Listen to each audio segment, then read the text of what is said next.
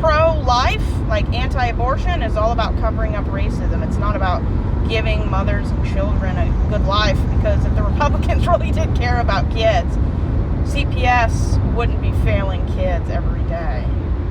Because once the child's born, the Republicans could care less. And if a parent starves their kid, well, arrest them, but they don't do much else. And it's sad. Well, it's interesting. I'm not in any stretch of the imagination Catholic, but the last Pope actually had a really interesting quote about it. When they were asking about abortion and things like that. And he's like, I don't think we should focus on that. What we should focus on is what happened to that person that led them to that decision. You know? Like, what made a person so desperate in many cases where it's like they can't provide for that baby, they can't feed it, they can't, shelter it, that they would want to get rid of it. And he was just like, we should look at our society and the fact that it's like that. It's like we should care about humans throughout their entire lifespan, not just when they are babies or, in the womb. And I'm just like, that's a great point too. It's like being pro-life should be through adulthood and beyond, especially in this country. I think we've lost compassion for people. Because Christians now believe that it's a sin to show empathy to people. Yeah. I guess they fell asleep during the parts where Jesus said to feed the hungry and give a room to a stranger.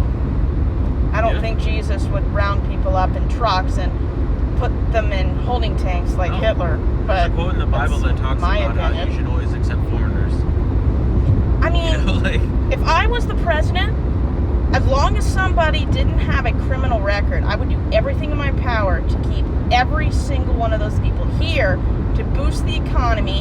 And when people live a good life, the city and the country prospers. They just removed over 200,000 people who will be working and boosting. I mean, we're heading toward a recession. Like, every person they throw away and throw out, they're losing tax dollars. I mean, do you know how much it costs to arrest these people? The economy is not going to handle it well because unfortunately, there's so many migrant workers and stuff like that that are willing to do the job at such a lower level than the American counterparts that are living below the poverty line, which is a really sad, statement that, there's a huge sense of entitlement in America now. Yes. That people automatically believe that they deserve X, Y, and Z. And I was on YouTube, and this guy said, these illegal immigrants are taking my jobs. And I said, have you applied for any of those jobs? He said no.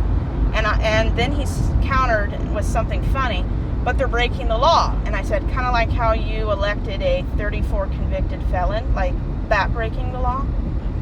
The only reason one's acceptable is because one's white and the other is a different color skin. Yeah. Well, genocide's okay if a white person does it. It's money too.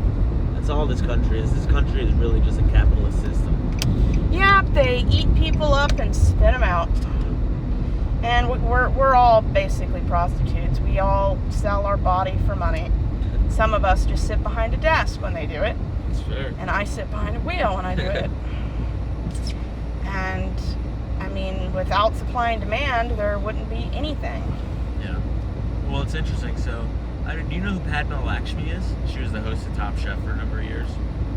I don't know the name, but I've seen Top Chef and a lot of those things, so I might have seen it. Yeah, she was the tall, statuesque, Muslim lady.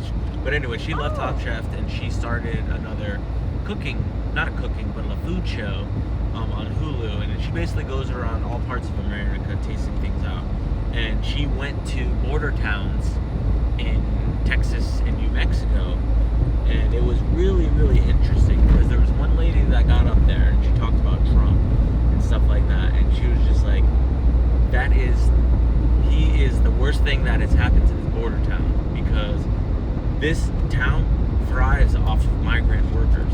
Mm-hmm. It thrives off of people who come in across the border and work and leave. And they do that every day, or they come in through the season. So she was just like, everything is shut down because no one is working anymore. I'm just like, dang, why aren't these stories being told more on a mass scale? Common sense would say, keep people here that want to be here, that aren't bad people. Give them a reason to stay, to prosper and have more children, so you build up your population instead of just arresting them and throwing them away. I mean, even dictators know that instead of killing people, make them work. At least, hopefully, we treat them better. I doubt it, but we can always dream. But the way they have these people in the tiniest cells, like 50 people in one cell, is terrible. I saw pictures of that. It's lunacy to just get rid of people that aren't documented. I mean, if I was president, I would get them. I would not bribe them, but I would